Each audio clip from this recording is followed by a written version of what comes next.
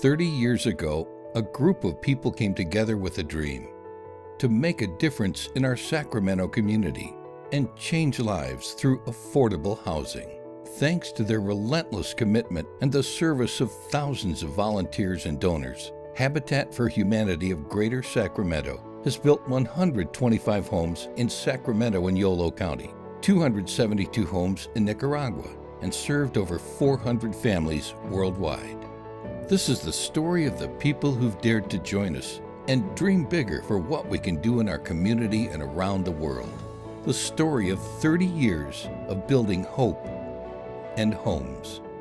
This is the story of Habitat for Humanity of Greater Sacramento.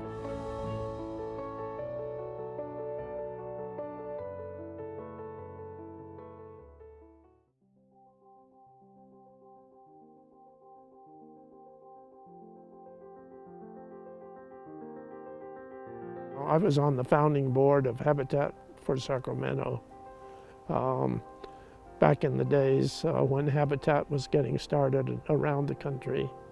And I was very much interested in hearing about it and perhaps working with Habitat. I went to that meeting because I knew about Habitat and I thought, well, wouldn't that be cool if they could have an affiliate here? I wasn't intending to get involved particularly when I went. And I thought, well, I could probably serve on some committee or something. Everett Schneider immediately contacted me and, well, you could be the PR chair. Well, I don't know anything about public relations. Isn't there something else I could do? Well, we'll do this together. It was abundantly apparent that there was a need in a city as large as Sacramento for Habitat. We just, pounded the sidewalks in those days and made a list of all the churches in the area and visited them and the Rotary groups, anyone that we could get to listen to us. When I first came here, we had a relatively small staff. We all wore many hats, which hasn't changed. The hats just have gotten more complicated over the years. We were lucky to build maybe 2-3 houses a year, maybe. When I started, we had a part-time director, no paid staff. I was the first full-time paid executive director or CEO of Sacramento Habitat for Humanity. It was a stressful 7.5 years, but a very rewarding time as well. We had so little money in the bank, in fact about 3 times more bills on my desk than we had money in the bank. And we were a mom and pop organization. We were building a house or 2 a year, well-meaning people. We just didn't really have any business practices, systems, policies and procedures in place. Over that time, we put those in place, become a nonprofit with a heart, but also with a business sense. I look back on it and think, with all the things that needed to be done to make this go, it's miraculous what can happen. I think what's really happened is we've become not only a more professional organization, but we've become much more connected to the families. Sometimes the families will come in 6 months after they moved into their house and their kids will just be so excited because they're finally all sleeping in a bedroom. Just things that you would never imagine would be something that someone's worried about. After we've examined the applications, we make the home visits. That's when we learn more about the individuals and the families behind the application, what their struggles, how they overcame their obstacles, learn about the children of the families, and then seeing them through the process. I was born in a refugee camp in Thailand. I was 4 years old when we came to the United States and we landed in Sacramento. On the home dedication, I remember there was a lot of good food. My mom, she was like, she wanted to make this really great and successful. She woke us up really early to make food. And then after that, she wanted to pack us in as soon as possible.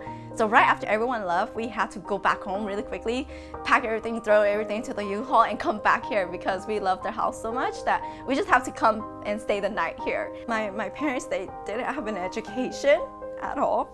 So when they got here, it was really hard for them to go to school. They attempted to, but because there was just the duty of being a mother and a father to us. I told my mom and my dad to walk with me on the stage in recognition, and I told them that now that I'm done, you know, it's like they're done too. It's okay if they don't get the education because I'm representing them as well. When the families come in to pay their mortgages, you know, you see them every month, year after year, you see them grow, you see the families grow, you see new children born. It's just amazing. Just watching the kids run from room to room and actually having a smile on their face, it just brings joy to my heart, and I just thank Habitat for everything they've done, because I mean, without them, we'd probably still be in an apartment trying to find another place to live. You get to work with the families for 500 hours, so you get to know them on a personal level. The other big thing are the volunteers, because everybody that's out here is out here because they want to be out here. So we have a lot of fun out here. Everybody's in a good mood, and it's a fun place to work. My family has chosen to financially support Habitat, and we have for several years, and we just believe in the mission. We believe in the volunteers that all come out to help. The homes are built by volunteers and by the families that inhabit the houses. They put in their 500 hours of sweat equity, and so they're building side by side with us. A good friend of mine decided he wanted to go on a little mission, and I go, okay, I'll go with you now. But I was kind of hesitant. I really didn't know why we were doing it, but I went and I discovered why we do it. It was amazing to just be able to communicate with the locals and build for them and just experience that culture, seeing how happy they were to have a home. What's the mission? I mean, it's helping a friend you don't know yet, you know, the homeowner partners. What we're doing here is part of something big. It really is.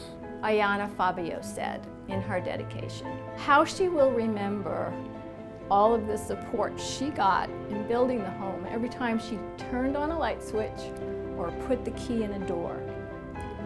Those memories would flood back, and that has just stuck with me. 1 month in building.